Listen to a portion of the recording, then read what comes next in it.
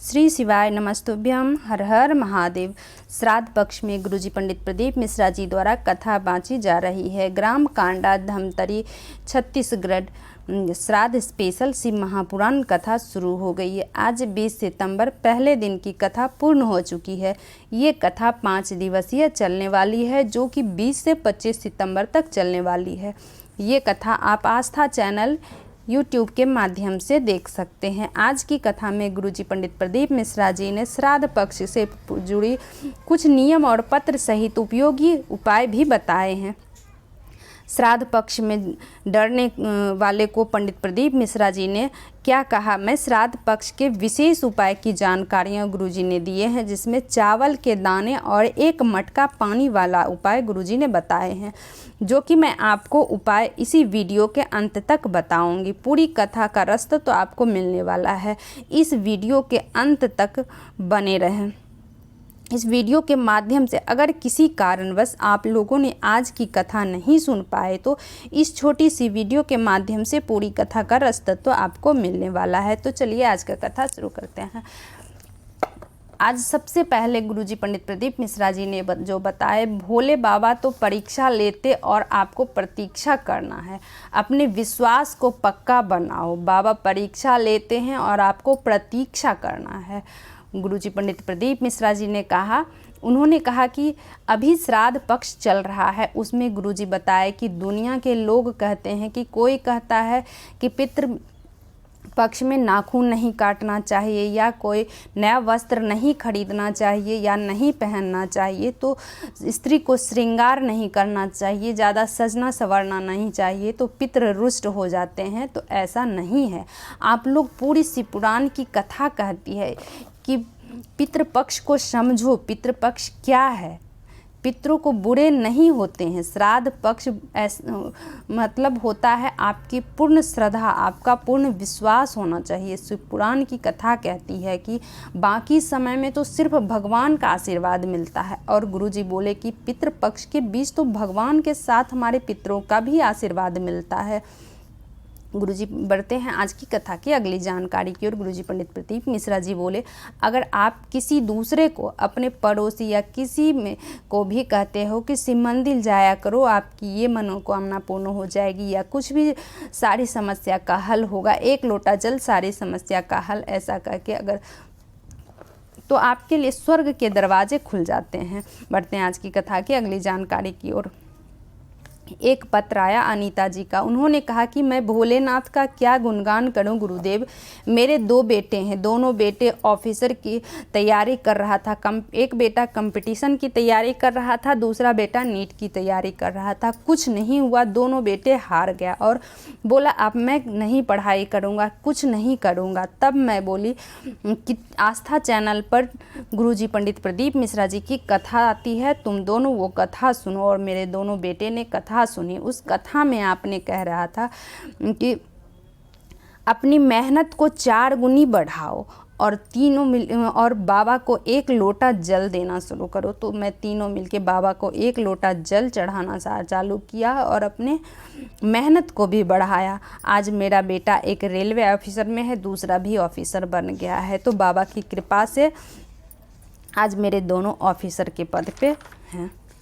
तो बढ़ते हैं आज की कथा की अगली जानकारी की ओर।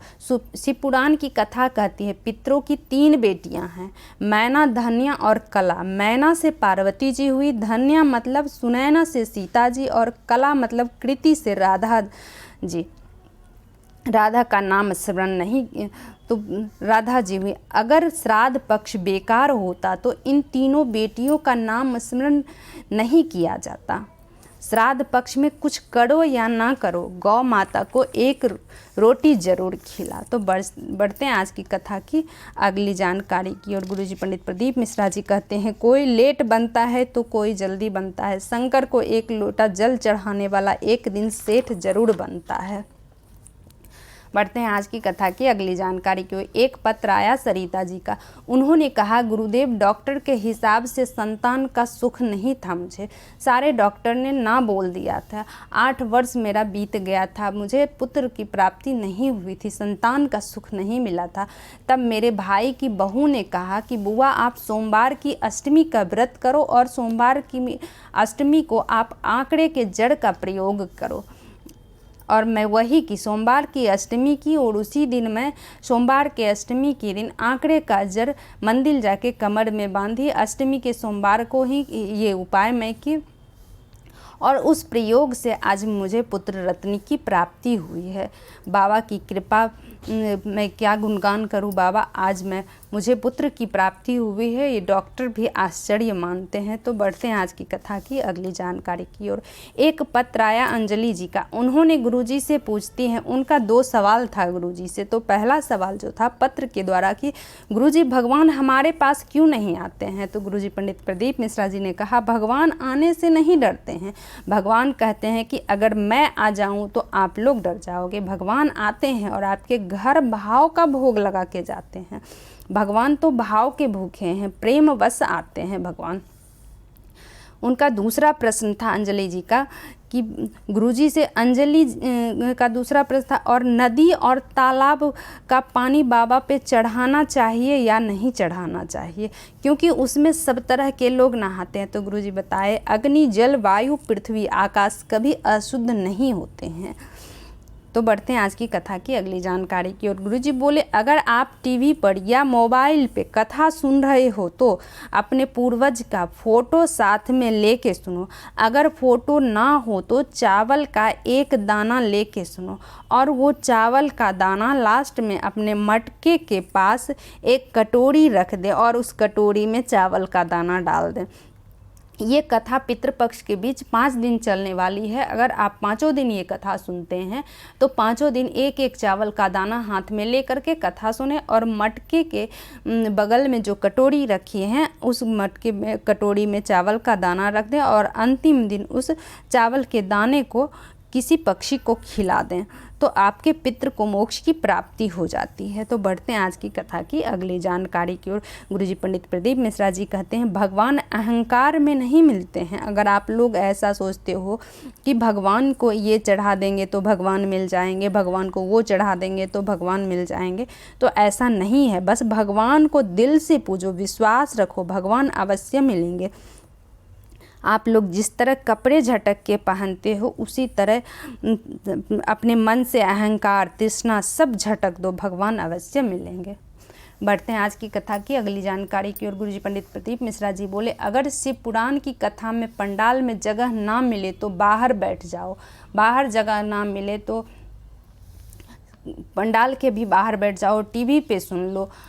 उस समय आप जो मांगोगे, शिवपुराण की कथा सुनते समय कुबेर भंडारी आपका भंडार जरूर भरेंगे।